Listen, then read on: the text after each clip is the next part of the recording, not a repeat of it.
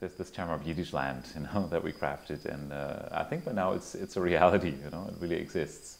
It's yeah, it's clearly beyond just like an illusion or a dream. We really use it. I mean, we really use it actively. The community of people who connects the scene, who comes together, partly travels together, or does projects, in different countries. So I think by now we do have a Yiddishland without a soil, but yeah. It's a virtual world, still.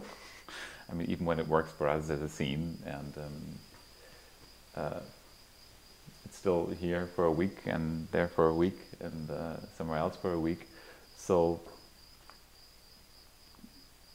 it's of course not representative of real life.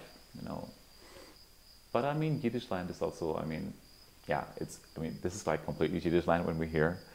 But it's also when I visit friends, when I stay in Montreal or in New York, sometimes you have it, on a different level. Then you have personal connections, and you do hear stories, and you do talk, and you. So I don't know. I mean, for me, the balance of being a festival like High Times and cutting out this still works. Doesn't turn me off yet. Yeah, and I think healthy about it is that's also still a fairly small community of people doing it, and at the core of people who really work professionally in the field. We're not so many, and you always notice, like, when people are in a small room and work hard together, you also fight more.